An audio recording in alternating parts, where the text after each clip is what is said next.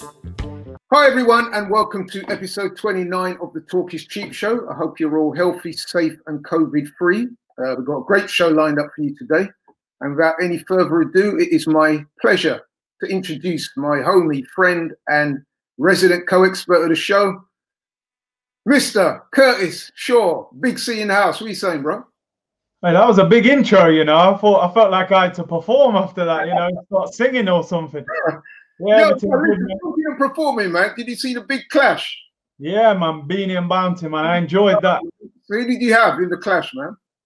I reckon Bounty edged it. I'm probably more of a Bounty Killer fan than Beanie Man, but Beanie Man, he held his own, man. You know, he done well. He done really well. But it was great for the culture anyway, man. So yeah, man, it was all around, man. I really enjoyed that. I must admit, like you, I'm a fan of both, but I'm a particular Bounty Killer fan from way back in the day.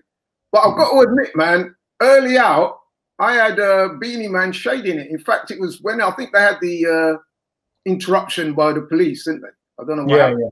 Yeah. Up until that point, I had Beanie up. It looked like that police interruption kind of helped Bounty a little bit, man. He came back really after that, but nevertheless, man, it was really good viewing, man. It was great to watch, yeah. But anyway, we did digress. What about the Bayern Dortmund game? Did you catch up with that, bro? I caught that. Yeah, it was a good game, to be fair. I think Bayern Munich will win the league now, 7 points clear. I think there's 7 games to go. Dortmund were a bit unlucky because I thought they should have had a penalty when Haaland's shot hit Boateng's arm. But yeah, Bayern have been dominating that league for years, man, and nothing seems to be changing. So same as usual. I'll tell you what, I've got a newfound appreciation for German football, man, because I must admit, up until this point, I'll be honest and say I haven't watched too much of the football, but I've been watching the games, man. There's some serious talent there. Yeah, very good talented teams, man. I mean, not being funny, I could see why Bayern used to slap us up regularly like that, man. You know what I mean? Yeah, for real, man. Yeah, man, them guys look good. But anyway, without any further ado, moving on to the main part of the show. As people probably already know if they've been watching for a few weeks, we like to kick off with our Project Restart, how can I put it, update or development on what's happened, the progress made. So this week then, we've seen that the players are now moving into full contact training, which is good. And again, seems like the players are unanimously bought into the Project Restart. Even guys like Troy Deeney now has said that following advice he's received from the medical people that he's happy to participate, which is good. So yeah, the players are back in training. They seem to be enjoying it. They're being tested. There was a round of tests done. I think it was over 1,000 people tested. 4 people, unfortunately, tested positive. But hey, listen, 4 out of over 1,000, I think we can all say, is a good number in that regard. So yeah, man. So what's your thoughts? I mean, yeah, like you say, I think we're definitely coming to the point where the league is going to start. I see, yeah, Troy Deeney's done the full 360 and said, you know, that after speaking to the doctors, he's convinced that it'll be a safe enough environment. You know, he did say there's an element of risk, but it's minimal. And as you say, I think 6 out of 1,000 is encouraging. It's actually 4 out of 1,000. Oh, is it 4 out of 1,000? Yeah, so 4 out of 1,000 is encouraging numbers. Obviously, it's 4 too many, but under the circumstances, I think, you know, you expect a few people to test positive, but I think it's encouraging. I think the general feeling now is everyone's a little bit excited and looking forward to it. So I think it's something positive to build towards. And, you know, as you say, full contact training is back, and I think from that point it's just a case of getting match fit, and then the games will be back. I'll tell you what I've noticed, right? And I'm not trying to be wise, I'm not trying to throw shade or be smart or anything, but I'm noticing a distinct shift in the mood of people. So for example, and I hope you don't mind me saying this, a few weeks ago there was people like myself who was like, no man, no way, and it's way too early, we shouldn't even be talking about it, and rah rah rah. And 1 or 2 people, not you I might add, were jumping on the moral soapbox and saying, how can you even be talking about football at this point in time? But I must admit, the mood seems to be shifting. I've been watching a lot of TV. Even some of the initial naysayers like Gary Neville now seems to be talking in terms of football coming back. And just talking to people in general, you know, friends, and just seeing conversations being had around the internet and stuff. It appears that more and more people are actually looking forward to when football does restart again. So what's your thoughts on that, bro? Well, in my defense, all right, all I'm going to say, the thing was, at the time when we first started talking about the Premier League coming back, we were still getting, you know, 700-800 cases a day in England. And, you know, to me, it seemed a little bit early to be talking about the Premier League. And, you know, I wasn't sure how they were going to do it. But over the weeks and seeing the numbers drop, I mean, I saw the other day it was below 150. And the way they've sort of planned it out, I've been a little bit more convinced by the way they've done it. And as you said, 4 cases, I think, you know, I think they've done a good job of shaping it the best way they can. So I'm not saying I've changed my mind, but I've kind of moved towards, okay, it seems like the testing's been done well. They've dealt with the situation well. Now, if I was a player now, I would probably, you know, go and play now. But at the start, I felt it was a little bit shady at the time. But no, they've handled it well. And people like yourself, Robbie, and that, you know, you were right in what you were saying.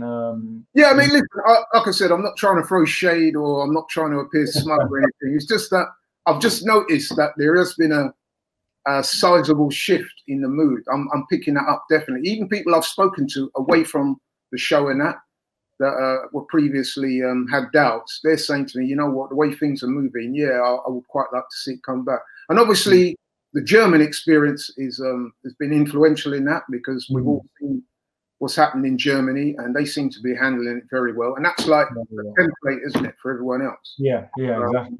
Whereas with a league like France now, I'm also seeing there where a lot of the players and officials are actually coming out and saying it was a mistake for us to just stand in the league.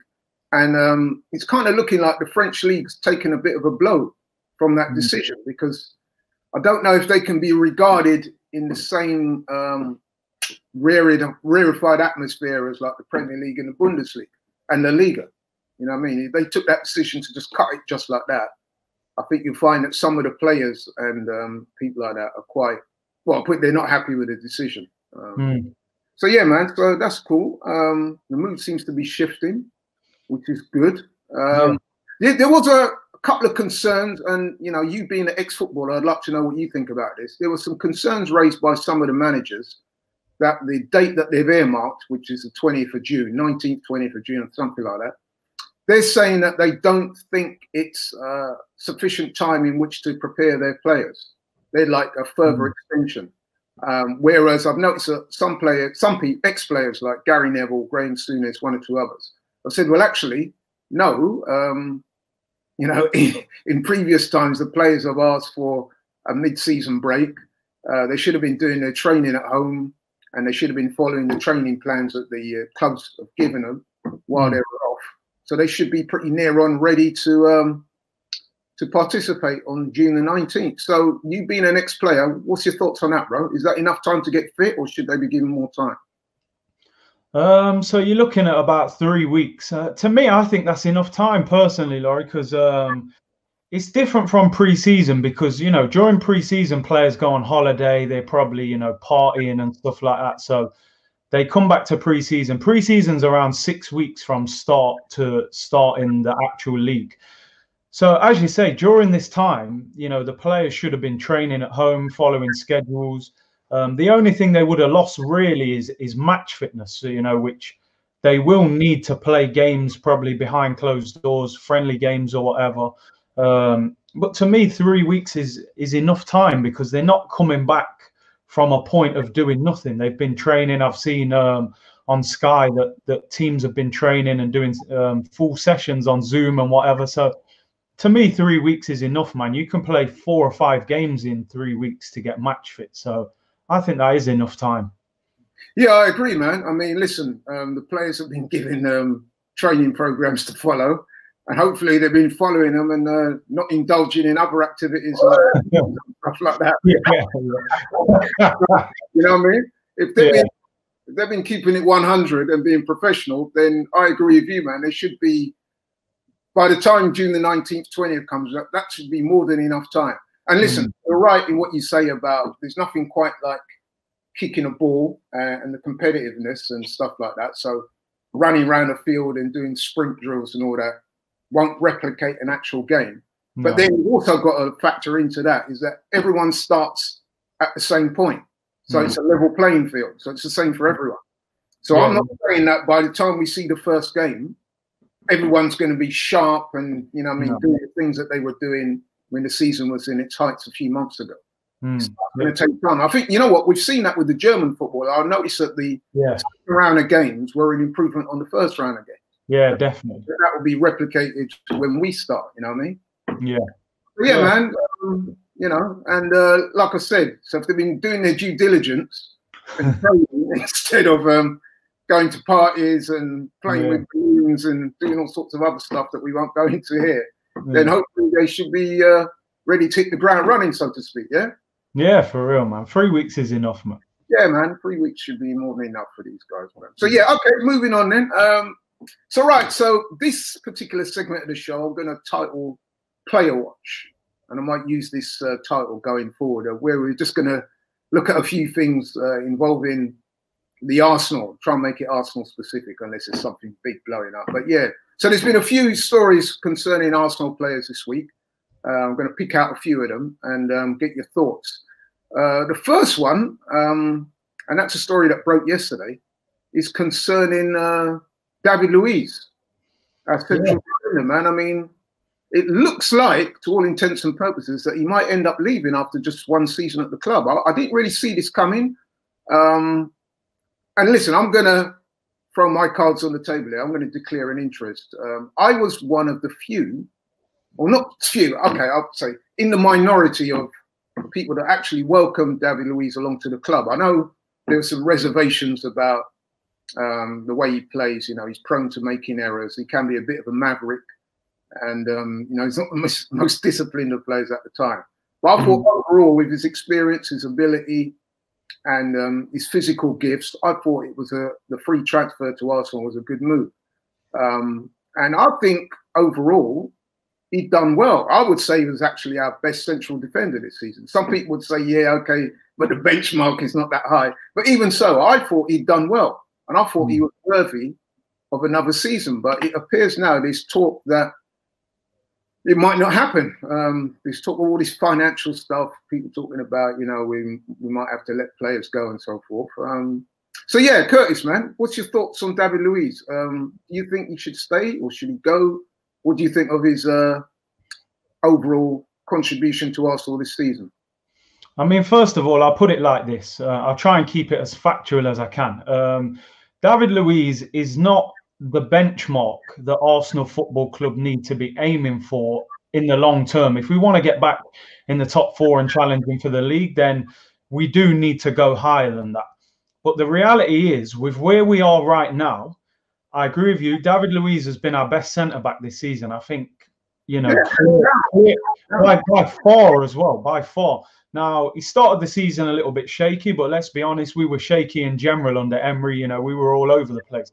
I think since Arteta's come in, David Luiz has been our best centre-back. I think he's our best ball-playing centre-back. I don't think any defender can pass a ball as good as he can in our defence. I think his leadership qualities, you know, there's been a number of occasions where people have spoken about how influential he's been in the dressing room, which is great for a guy who's only been at the club for one season, not even a full season. And, you know, if you've got the likes of Saliba coming in next season, who's only a teenager, Rob Holding's still fairly inexperienced, you do need an element of experience around. And to me, David Luiz is the best of what we've got, you know, almost the best of a bad bunch, if you like. You know, I think he's a lot better than Socrates. You know, Chambers is injured. To me, I wouldn't be letting him go. We're not going to get big money for letting him go because, you know, his contract expires apparently on the 30th of June. We've got an option to extend it for another year.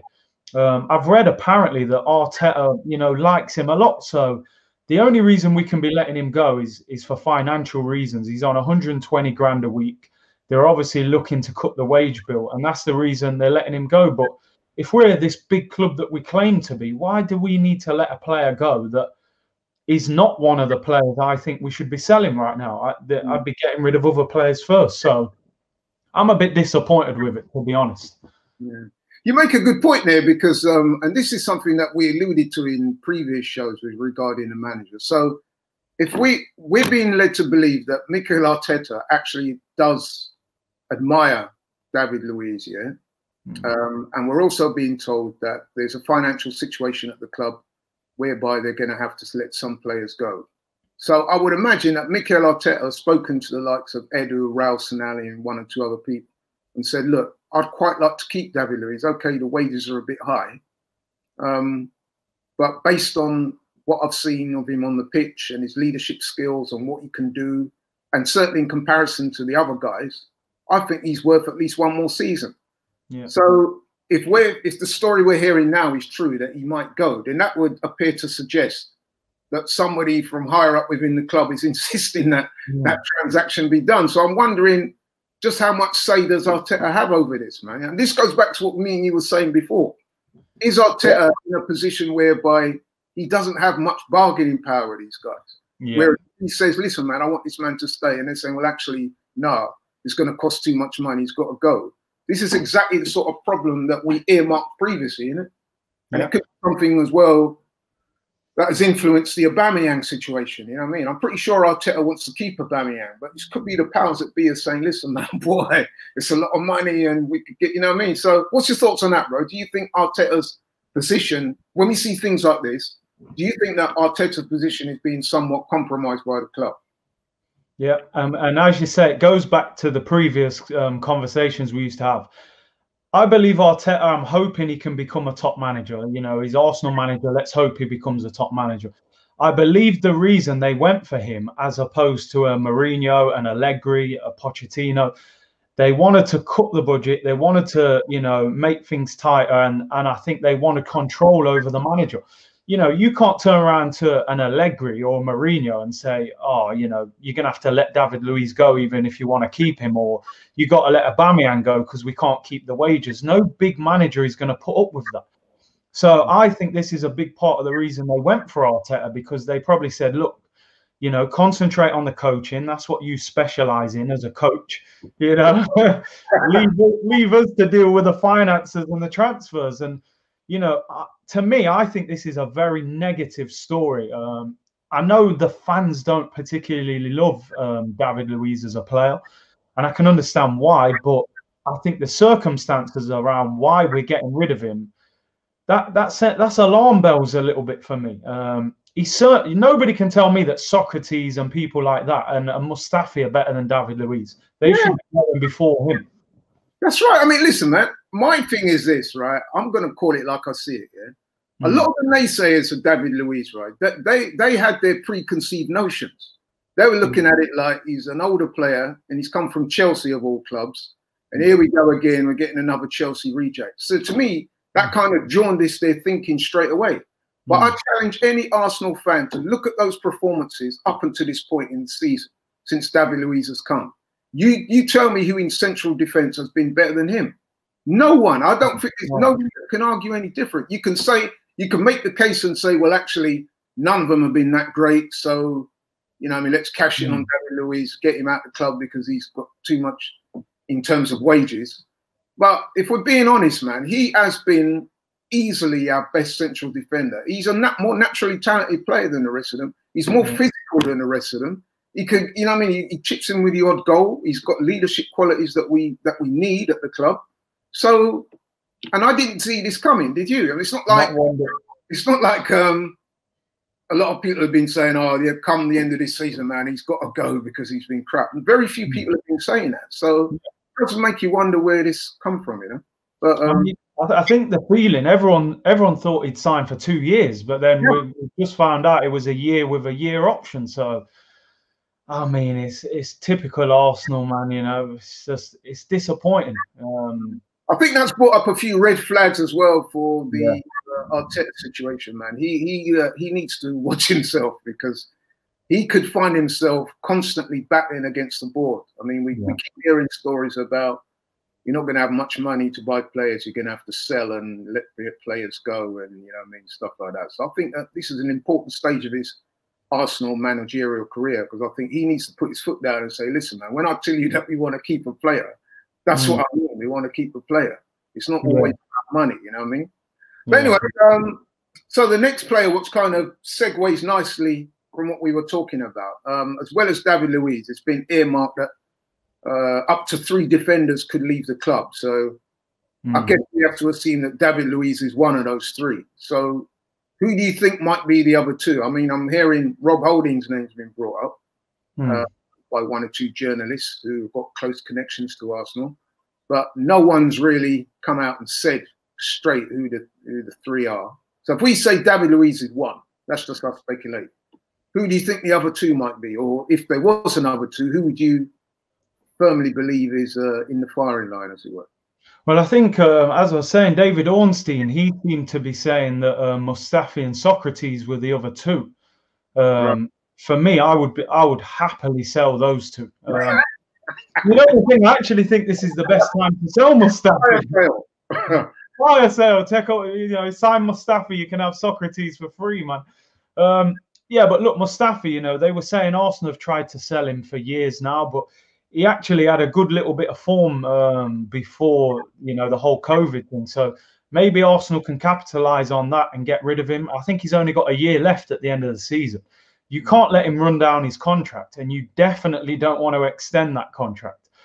So, you know what I mean? Him and Socrates for me. But the thing is, you'll struggle to get rid of them because, you know, especially Socrates, he hasn't been good for a while, man, and he's on good wages as well. Rob Holding, you know, I'm not as big a fan of him as a lot of Arsenal fans, but he's had a long-term injury. I mean, it's a difficult one. If someone was willing to pay decent money for him, then maybe you cash in on him as well. But I'm not sure many clubs will be banging on the door to get hold of him. That's the problem. What about the Arsenal gunman, Kolasinac? Kolasinac. Well, we might need him there for security, you know. You know, away trips, isn't it? yeah, them difficult away nights, man. He can escort the coach or something. But yeah, Kolasinac, man. I don't know. Again, he's on big wages. I think Tierney's going to be the #1 if he can stay fit. Saka's been brilliant there as well. Do we really need Kolasinac? You know, he's been linked with a few Italian clubs as well. I'd potentially sell him as well. There's a lot I would sell, and you can't sell all of them. That's the problem. And I think Ainsley Maitland-Niles' position is looking unfavourable at the moment, isn't it? I mean, I personally would keep Ainsley Maitland-Niles, but it seems that him and his, I mean, we don't know for sure, we're speculating, but certainly what I've seen in the press would suggest that his relationship with the manager appears not to be cosy, to put it lightly. So it could well be that he's one of those that's earmarked to go. You know what it is with Ainsley? I agree with you. I mean, ideally, I would keep him, but I think the problem with him, and I don't want to speak as if I know the situation, but to me, he's had an opportunity over the past 18 months to establish himself as a first-team player at Arsenal. You know, Bellerin was out for the whole year. He was playing every week at right-back. Whether you like it at right-back or not, use that opportunity to get yourself in the team, you know, get a new contract, and then further down the line, maybe you can move into midfield or whatever. But it seems like he's been throwing his toys out the pram. Oh, I don't want to play at right back. I want to play in midfield, and turning up late for training and all that. You're not doing yourself any favors, man. So, you know, I actually think he's possibly a better right back than Bellerin when he concentrates. I absolutely think he's better, but yeah, you're right. If he's not been professional. And that's one thing you can say about Arteta straight away. He seems to be a person that's very strict on those kind of values. Work ethos, and you know what I mean, players doing their bit in training. You know what I mean. He looks like a guy that's pretty strict on, as he should be. And if Ainsley's transgressed on those, you know what I mean, and on top of that, he's talking greasy about not wanting to play where he's asked, then you could see why the manager might be, you know, looking at wanting to get him out the club. So it's a shame. Okay, then there was a story I saw about Bellerin where initially there was talks of suggesting that he might want to leave, but then I saw something else today where he's saying that he's fully committed to Mikel Arteta's vision for the club. So what's your thoughts there on Bellerin? Well, I bet you weren't happy to see that statement, was you? Well, right, you know me, right? Like, I personally don't rate him that highly, as people who watch this show regularly would have worked out by now. But hey, man, it's not my call. Personally, I prefer Ainsley Maitland-Niles over him, but it has to be a Ainsley Maitland-Niles that's dedicated and committed to the club, not one that's going to, like you say, throw his toys out by the pram and stuff like that. But yeah, what about you, man? What are you saying about him? I mean, yeah, similarly to you, I'm not the biggest fan of Bellerin. You know, I'd love to go. Yeah, I do as well. I agree. He's not the right back that, you know, Barcelona wanted to sign off as 3 or 4 years ago. If we could get a Max Aarons or a Semedo or someone like that, I would replace him. But being realistic, the club, I think Bellerin's got 3 or 4 years left on his deal, and, you know, he was teammates with Arteta. I think the club will be patient because he's had a long-term injury. So I think Bellerin will definitely be our right back this season and next season. Right. Okay, well, thanks for that then. So moving on again then, the other player watch story that's caught my eye is, and I'm sure it caught yours as well, the Philippe Coutinho suggested move to Arsenal. What's your thoughts on that? I mean, let me just qualify by saying I personally would take Coutinho.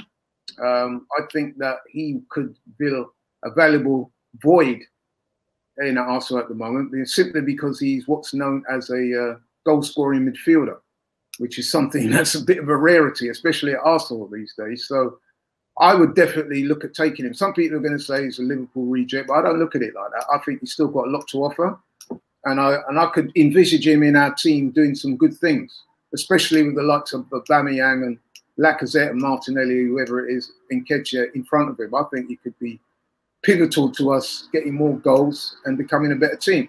My man, you're the resident expert. Tell us what you think. Absolute no-brainer for me, this one. I would definitely do this deal. I think Coutinho is a brilliant player. Now, sometimes fans are quick to forget, you know, in football, if your form drops a little bit, all of a sudden people write you off. You know, at Liverpool, he was outstanding. He was by far one of the best players in their team. You know, you don't go to Barcelona for 120 million if you're not a top player. I remember watching the World Cup 2 years ago, 2018, and Coutinho, if you watch a lot of them games, he was their best player in a lot. He was better than Neymar even. Neymar was rolling around the floor half of that tournament. You know what I mean? No, Neymar rolls around on the floor all the time. Yeah, all the time. You know what I mean? Coutinho was brilliant. He had a tough time at Barcelona, but, you know, I think the fans were still upset that Neymar had left. I'm looking at his stats here at Bayern Munich this season. He's got 8 goals and 6 assists this season, right? Yeah. 40 goal contribution. Now, for a guy who hasn't been playing every week for Bayern Munich, you know, 8 goals, 6 assists. When you look at Arsenal, you know, Torreira and Ozil, 1 goal each. Who? 1 goal each. Who was that? Oh, well, yeah, forget it. No. It's straight into dangerous territory there, bro. I have to say it, man. Ozil, 1 goal this season, and Torreira 1 goal. You know, none of the others have scored. You know, your Xhakas, Ceballos. You know, we've gone 28 minutes now, nearly 29, and we hadn't mentioned the O word until you just did that. But anyway, go on. I had to say it, man. Apologies. But listen, look, we don't score goals in midfield. Half our midfield don't even shoot. Never mind score. So Coutinho's contributed 14 goals without playing on a regular basis, man. I would take him all day long. Look, let's be honest. Barcelona are going to want big money for him. If we can go to Barcelona and say, look, we'll take him for the year, we'll pay the majority of his wages, and next season give us the option to buy, and we can negotiate something. You know, Raul Sanelli used to be at Barca, man. I'm sure he can pull a few strings there. Coutinho, for me, 100% no-brainer. I would definitely sign him. He's a brilliant player. Yeah, I'm with you on that, man. 100% I'd take him. Just a quick one. Where would you play him? and who would lose out? I think I know what you're going to say. Maybe you should out if we get Coutinho. Maybe you should say his name instead of me. I told you where I live, and I go shopping, man. And so the other day I was in the supermarket actually. Yeah. And a couple of men come over to me, and I'm pretty sure they're of Turkish extraction. And they were talking about the show and saying they liked the show. And when I walked away, I was like, they were going to roll up on me and pull up and say, "Yo, man, you keep handling our Turkish boy a certain little way." But yeah, happily for me, they were cool with it, man. But yeah, listen, man. For me, one guy that's got to go. It's got to be him. I mean, imagine you've got maybe, I don't know, Martinelli on the left, Pepe on the right, Aubameyang through the middle, Coutinho in the pocket just behind, man. I mean, that would excite me, I'm telling you. Ozil's time's done, man. In the most respectful way, his time's up at Arsenal. And Coutinho, for me, would be a massive upgrade. Right. Yeah, listen, man, I'm with you on that. I would definitely take Coutinho. I would definitely put him in that position that you just said. One final thing, though, on this Coutinho thing is, and I guess it's a big one, do you think he'll want to come to Arsenal? That's the thing. I mean, it's not like we got Champions League football to offer him, although we don't really know yet because obviously the season's not done, but it looks probably not. So do you think Coutinho will look at Arsenal as a viable proposition and say, yeah, I would like to go there? Because let's face it, a guy like him is going to have offers, isn't it? Yeah, so cool. Do you think that Arsenal is a club that would get his juices flowing? I mean, when you haven't played regularly for a couple of years, it'll probably interest him. I see that Chelsea are looking at him as well. I've heard too. Yeah, exactly. If Chelsea are in the Champions League, that might be a little difficult for us to convince him. But hopefully Sinelli and that can lean on Barcelona and say, just reject that Chelsea offer, man. Send him to us, you know what I mean? I think we'd have a chance of getting him. He was being linked with Tottenham in the summer, so, if he was considering Tottenham, I'm sure we can get him. Mind you, he worked with Jose. I think he's a fan of Jose, I heard somewhere, or read somewhere. I don't know. Yeah, I think he's Jose in the past. Yeah. It'll come down to who's going to pay him the most money. Well, we're definitely not going to pay him the most money, are we? Well, you say that, but Daniel Levy's legendary tight, isn't it? So you never know. But if it's Chelsea, though, Abramovich just writes the check, don't he? He doesn't care. You know what I mean? So what are you saying then? Kroenke don't write checks? Well, small checks. And furlough and all, you know what I mean? Pay cuts and that. Well, if what we're hearing is to be believed, the man's made some massive money in the first quarter of this year, man. There you go. So, and he did promise this so-called cash injection. So maybe it's a time to put his hand in his pocket. Yeah, for real. Wow. But anyway, just finally on the player watch thing, there was a speculation around Bukayo Saka's contract. Now we know he's coming to the team this year out of nowhere, really. He's been asked to play. He's normally a left-sided midfielder. He's been playing at left back, and he's done an excellent job. Yeah. There was some situation around his contract where he hadn't signed it. He still hasn't signed it, but reports are looking that he will. And I'm sure he's got his agent and his lawyers are looking at it for him on his behalf, and they're thrashing it out. But it looks like there may be some positive light at the end of the tunnel. So what's your thoughts on that one, man? Saka, do you think he'll stay? Yeah, I hope so. I mean, he's put a few pictures up this week, strolling down memory lane. It seems as if, he's a real Arsenal boy. To me, Saka, along with probably Martinelli, they're the two standout youngsters at the club for me. So I think we have got to keep him, and I really hope we do. It'll be interesting, whether he ends up as a better left winger or left back, because I actually think he's looked maybe even better at left back than he did at left wing. But yeah, I really hope we keep him. I think we will. Yeah, I'm with you on that. I think we'll keep him, and I hope that he signs a contract very soon indeed. Okay, thanks. And so that's it for our player watch this week. Now, moving on to a regular segment of the show, footballers behaving badly. I'm pleased to report that we don't really have too much to say on players behaving badly this week. There was a story that I came across in preparing the show, and it's not actually come out fully, but there was a story in one of the papers, one of the tabloids, dare I say, that there was a Premier League footballer that got embroiled in some party situation over in Paris. Like this player found himself in Paris at some party, and apparently he was alleged to have been around some girls and stuff like that. They're talking sex party and all that. But it would appear that the player concerned has got his lawyers involved and in an attempt to squash the story. So the story's gone out, but without the player's name attached. So we don't really know the veracity of that story. So I'm not really going to go too deep into it. But other than that, I haven't heard of anything happening on the player front. I don't know if you have, but the one story that did dominate was one of the politicians or a political figure, even if he's not an actual politician, Dominic Cummings. So maybe we should rename the show Politicians, this part of the show, Politicians Behaving Badly. So what was your thought on the Dominic Cummings situation, bro? Because a lot of people talking about it. A lot of people in sports was accusing the government of hypocrisy. So I just wondered what your thoughts was on that quickly. Yeah, of course, man. You know what these politicians are like, man. They cover each other's back, and I mean, a lot of people calling for him to be sacked, but you know, it seems Boris is. I reckon he's got some dirt on Boris, man, because he don't sack him, does it?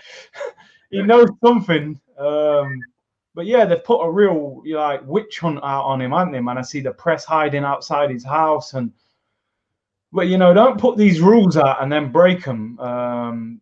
But you know, I mean, I don't know the full story behind it really. So it's a bit of a difficult one to comment on. I mean, he travelled up north, didn't he, to Durham, and you know, he said he could do it at the time. I mean, listen, whatever really happened, one thing we do know is that he did break the rules. And what a lot of people are saying is, listen, you were part of that government, the hierarchy of the government that put those rules in place. And apparently as well, he was one of the ones being credited with coming up with a slogan about staying at home, protecting the NHS and all the rest of it. So it does smack of some real hypocrisy if he'd done what they said. Well, actually, he's admitted that he did do that, using the caveat that is he did it to protect his family. Well, a lot of people might argue that they were in similar situations or worse, and they didn't make a similar trip. You know what I mean? So, hey, man, I don't want to get too involved in the discussions because otherwise people are going to interpret what we say as some kind of political statement. So I'm not going to go there too much. But what I'm going to say is you can see why a lot of people are angry and upset about that. You know what I mean? Yeah, of course. In my own personal situation, I remember during this whole lockdown situation, especially early on, my dad was very ill, and my dad was staying in Manchester at the time with one of my brothers, Steve, and obviously I'm living in London, and we'd spoken, and we already said I can't really come up and see him at that time. I mean, later on, when the rules relaxed a little bit, yeah, but at that particular time, which is right about the time when he broke the rule, by the way. So yeah, we couldn't go and see my dad at that point. So. And a lot of people were in similar situations, so that's why they're so upset about it, you know. Yeah. And then the final thing on the behaving badly, I think we ought to mention this, is the Arsenal Football Club itself, the women's team. I'm hearing that they were fined £50,000 this week, and some of their hierarchy have been told they need to go on some courses regarding. There was a football coach, a junior coach. Coached the Arsenal women's team, and he was dismissed, and he alleged, and they found in his favour that his dismissal was down to disability. Wow. I think he's autistic. So I wonder if you heard about that story and what your thoughts are on that.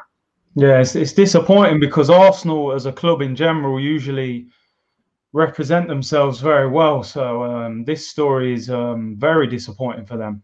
So it embarrasses them a little bit, really, don't it? Yeah, man.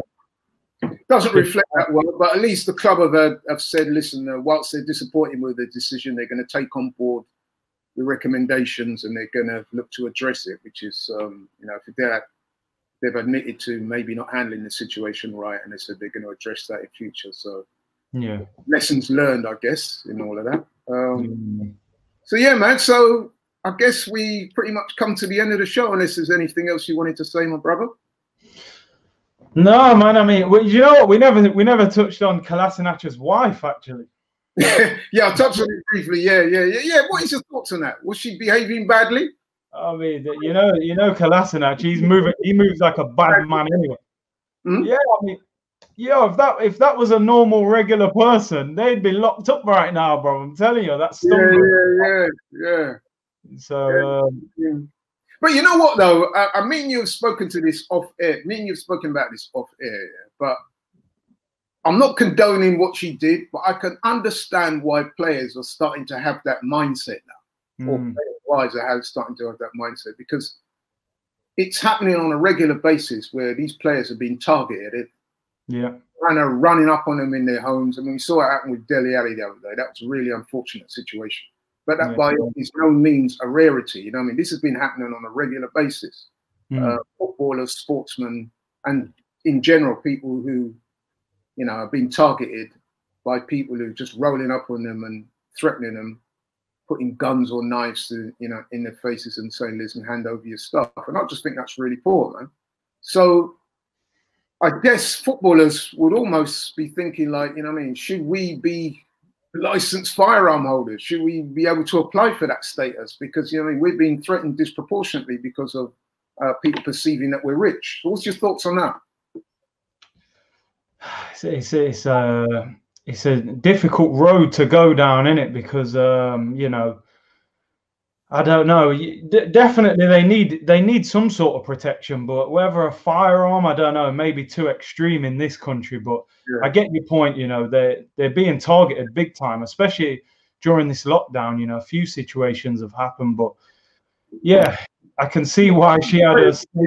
Some of these players have been attacked more than once. Dele Alli, for example, he's been attacked more than once now. You know what I mean? You could understand if you heard Dele Alli's resorting to some kind of, you know, trying to get a legal weapon of some sort, you know what I mean, undertaking some training to protect himself. I guess also he could think about implying full-time security, but then that would be a big cost. I don't know how practical that is. But you can, what I'm saying is, you can see the mindset of some players and their wives thinking, listen, man, I need some kind of protection here, man, because I'm feeling vulnerable. You know what I mean? My husband is out playing football, and the minute these people know that he's away from the home, that potentially gives them the carte blanche they feel to go and attack them. So you can see why they might go down that road, even though it's not the right road at this point.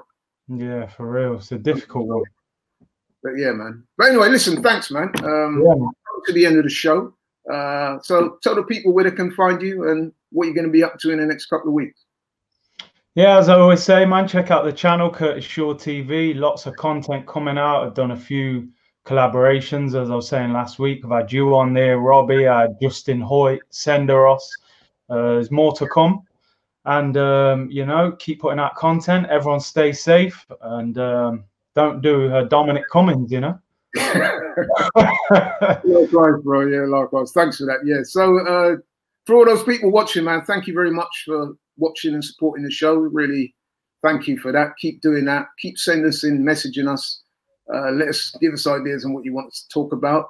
Give us your thoughts on what we spoke about today with the whole Project Restart. Are you on board with what's going on with the player watch stuff that we talked about? Would you like to see Coutinho come to the club? If you did, who would he be replacing in midfield? Give us your thoughts on the David Luiz situation. Me and Curtis both think he should be retained for at least another year. You may not think so. Let us know. Or if you do believe he should, let us know. Let us know why. Should we keep Saka? I think so. Again, let us know. And yeah, man, keep in contact. We like the show to be interactive. Hope you all stay well, safe and COVID-free. And we'll see you next week. Thank you very much. I'm out. If you entered the Blood Brothers online gaming tournament yet, chance to win £500, PS4 or Xbox, and you'll be taking on people one-on-one, and chance to represent our team. Doesn't get bigger than that.